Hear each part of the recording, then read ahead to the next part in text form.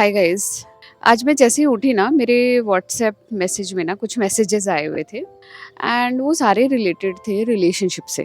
अब रिलेशनशिप को लेकर ना लोगों के अंदर में जो ये गलत फहमी है ना, जो एक गलत एक्सपेक्टेशन है, उस चीज़ को लेकर है ना मैं बड़ा मतलब दुखी हूँ कि मैं इतना समझाती हूँ, सिखाती हूँ, लेकिन मतलब गाड़ी आकर वहीं अटकती है कि मेरा पार्टनर मेरा पार्टनर मेरा पार्टनर मुझे समझता क्यों नहीं है और वैसा क्यों नहीं करता जैसा मैं चाहती हूँ या मैं चाहता हूँ। तो आज का वीडियो है ना रिलेशनशिप को लेकर है कि एक जो आपने उम्मीद लगा रखी है ना, जो कि सरासर गलत है, जो कि एक गलत बुनियाद पर बनी हुई है, मैं उसको ब्रेक करना चाहती हूँ। Hi guys, thank you for stopping by. Thank you for stepping in into your own healing process because we human being, we co-create, we cooperate, we co-regulate with each other. हमारी healing का इस humanity पर effect पड़ता है. So keep on doing your inner work. Guys, आज मैंने environment change किया है क्योंकि सुबह सुबह मैसेज आया and I wanted to answer it हाथों हाथ, क्योंकि अगर मैं वेट करती ना तो शायद मेरा ये जो फ्लो है वो रुक जाता and I wanted to express myself. तो रिलेशनशिप को लेकर ना जो मैं आपको एक बहुत डीप चीज़ बताती हूँ, आप इसको समझ लो और अपने दिमाग में इस चीज़ को फीड कर लो। जो भी आपका पार्टनर है, जिस भी आप रिलेशनशिप में हो, that partner is sent here by divine to show you some lessons. आपका पार्टनर आपको लल्लो चप्पो करने के लिए नहीं आया, वो आपको यहाँ ट्रिगर करने आया, क्योंकि ये 3D वर्ल्ड है।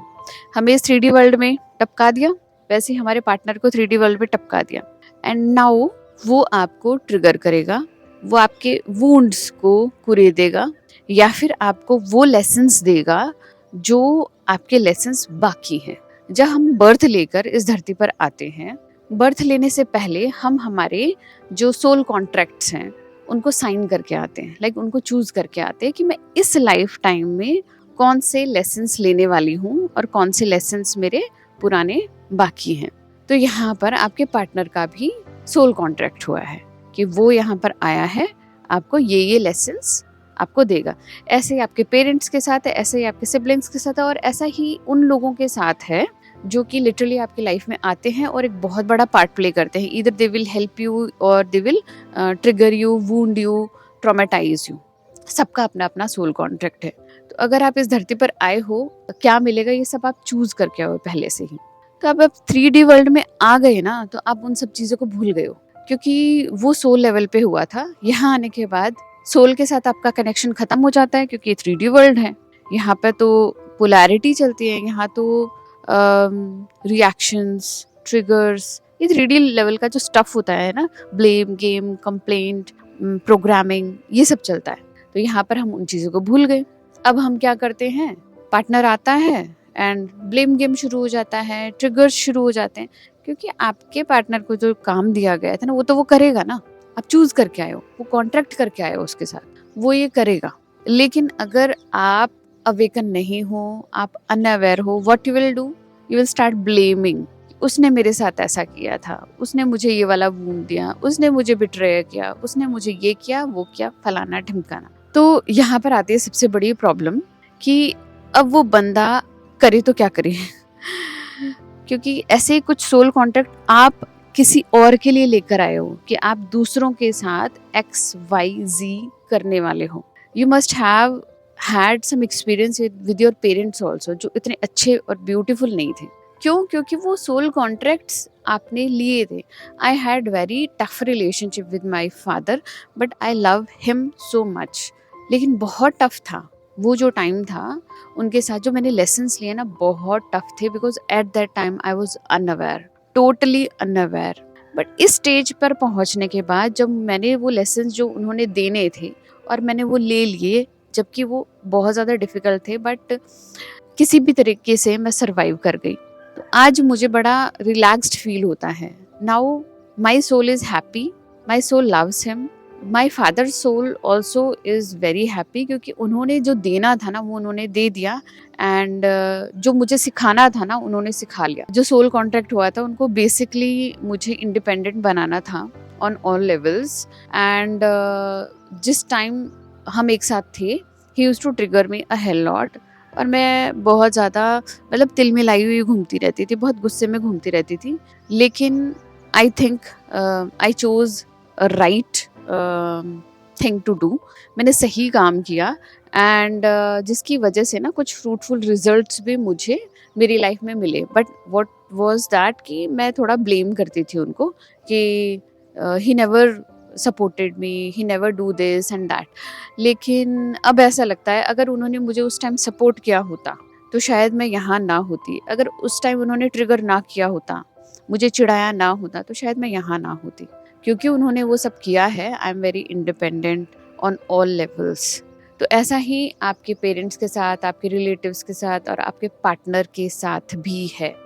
आपका पार्टनर यहाँ पर आपको अच्छा बनकर दिखाने के लिए नहीं आया, आपको उस लेवल पर सपोर्ट करने के लिए नहीं आया, आपको सोल लेवल पर सपोर्ट करने आया है by making you learn the lessons.